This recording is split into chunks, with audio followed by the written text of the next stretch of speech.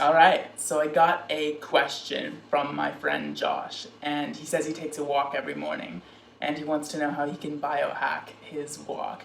And so I've compiled a couple of thoughts. So first off, I actually really like walking in the morning. The reason being that, so compared with midday or evening walking, it actually induces fat loss disproportionately. And then it's just a nice ritual to add to your day, and it seems to be de-stressing, and then it also enhances deep sleep. So, biohacks. So I have three ideas specifically that I think are going to be useful.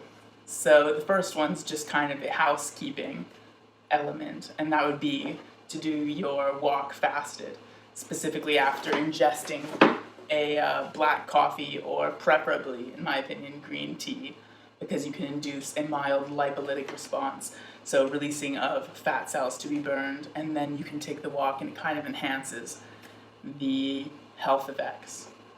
And so that would be the first thing. Try to do the walk fasted and eat afterwards rather than before if you can. And I notice I just feel better on a walk if I get to do it fasted. There's kind of a different, it just feels different.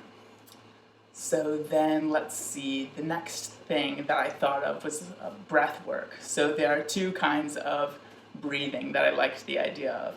So one that I do on a walk just really commonly, almost every time I take a walk, just whether I'm talking to someone or checking my email or whatever, is alternate nostril box breathing.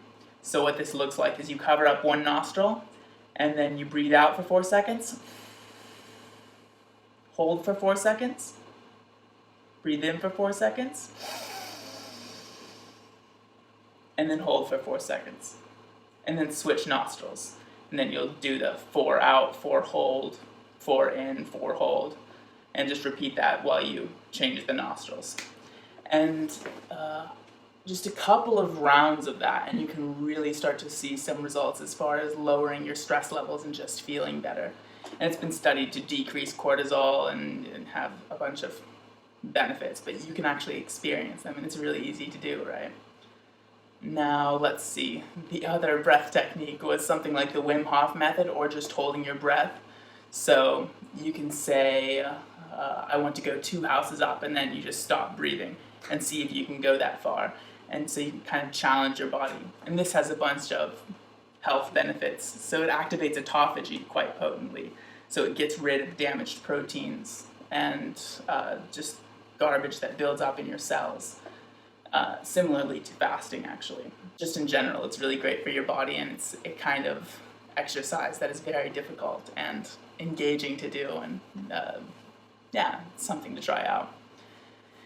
So, and the Wim Hof method, you can look that up, but essentially you're just hyperventilating and then exhaling, and then just holding, and it allows you to hold your breath for significantly longer. And so breath holding is kind of there's a whole art to that. And I might want to add the caveat that if you're to do this, you may want to be walking in the grass where it's okay if you pass out, especially if you're just getting into this and you don't know how your body responds to all of this. So let's see. So the last thing is something that I've been enjoying a lot lately, and that would be a weighted vest, like this one right over here. So this one is 30 pounds. So you can buy it on AliExpress or Amazon or eBay or wherever. So there are 6 pouches, and I went to the beach and filled it with sand, and that got it up to 35 pounds or so.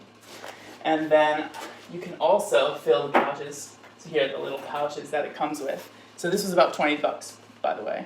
And then I went to the beach, so the sand was free.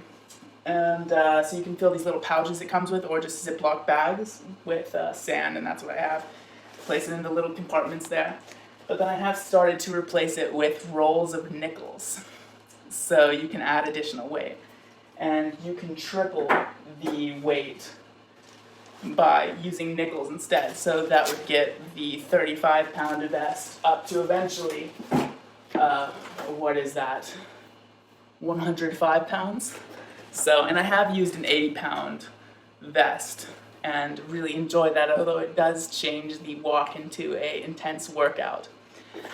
So another thing that you can do in addition or separate from the vest would be having points on your route in which you exercise. So for many, it's a pull-up mid-walk.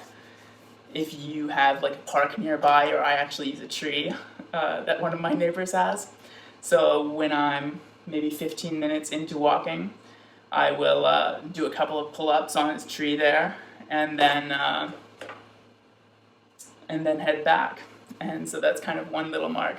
And then the other little mark I have is I do kind of these weird box jumps over this, what is it? I guess just sidewalks that are stacked right against each other. And I've also done jumping jacks for periods of time, so I would do that at another point. So you can kind of implement this, and it becomes a little automatic workout routine that you can do daily. And so, yeah, I mean, those are just some, and push-ups are another one I've seen a lot of people do at various points in their walk. It was one couple specifically that it was so cute. They did push-ups at like every corner of their walk. But anyways, so that's it. Those are some of the tips I would recommend to enhance your morning walk. It's one of my favorite things to do just for general health and well-being. So I think that's it. Take care. Bye.